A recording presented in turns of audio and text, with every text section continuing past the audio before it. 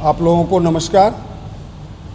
मैं संजय कुमार ठाकुर, राष्ट्रीय सचिव राष्ट्रीय जनता दल। हमारे साथ आप लोगों के साथ रूबरू हो रहे हैं महिला की प्रदेश महासचिव रेणु साहनी जी, जिला के प्रधान महासचिव राजकुमार ठाकुर जी, युवा नेता निशांत माधव जी। आज हम आप लोगों के साथ जो अभी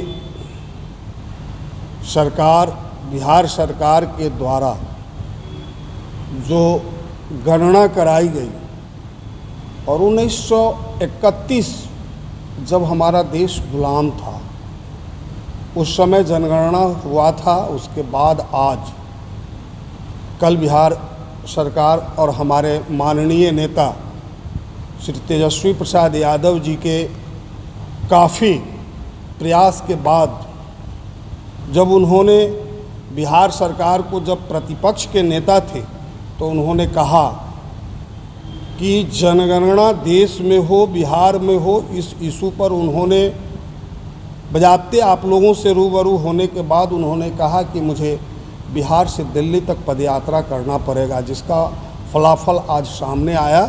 बिहार सरकार जनगणना कराई। काफ़ी मशक्क़त के बाद जो भाजपा के तथाकथित लोग जो कभी जननायक कर्पूरी ठाकुर जी को भी गाली देने का काम किया था, वैसे लोग इस गणना के विरोध में न्यायालय में जा कर के पूरी प्रयास किया कि गणना नहीं हो, क्योंकि जो 1931 में सरकार उस समय की जो थी, उन्होंने जब जनगणना कराया था तो जो जनगणना का स्वरूप जो था, जिसमें दलित, पिछड़ा, अति पिछड़ा की काफ़ी आबादी थी, जिसको दबाने का काम हुआ, पूर्ण रूपेण उसके स्वरूप को प्रदर्शित नहीं किया गया, जिससे जो हक था, आज तक हकूक़ से वंचित अति पिछड़ा समाज रहने का काम हुआ।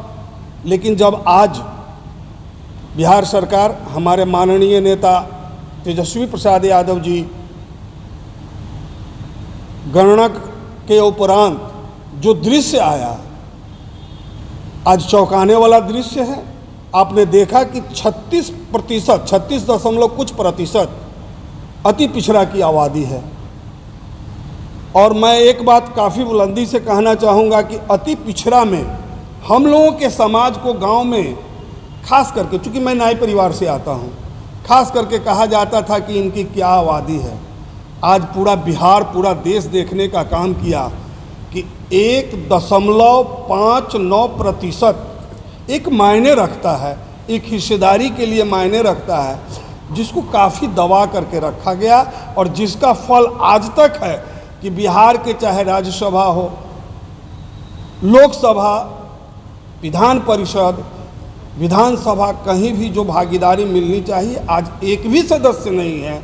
जबकि अति पिछड़ा के इशू पर जननायक कर्पूरी ठाकुर जी की सरकार चली गई थी और जब उन्होंने इसके हकूक़ की बात बिहार में करने का काम किए तो उनको भद्दी गालियां भी दिया गया था। लेकिन आज उनके वंशज किसी भी सदन के सदस्य नहीं है, क्योंकि 1931 के जनगणना में ही इसकी आबादी को बहुत कमतर आंका गया था। आज देश, बिहार देख रही है और जो अति पिछड़ा की आबादी है, अति पिछड़ा जो गरीब गुरबा समाज है, आज जग चुका है। और आज भी मुझे डर है, एक चीज़ मैं आप लोगों को स्पष्ट बताना चाहता हूं कि जो सामंती सोच जो समाज पर हावी है, जो समाज को अपने मुट्ठी में लेकर के चलना चाहता है, लेकिन अब वो दिन चला गया। अब सभी समाज के लोग जग चुके हैं, पढ़े हैं, लिखे हैं, अधिकार समझते हैं। जब उन्होंने गणना का विरोध किया, गणना नहीं हो, चूँकि गणना होने के बाद तो आज दलित, अति पिछड़ा सभी समाज को उसकी जितनी आबादी है वो तो प्रलक्षित हो गया।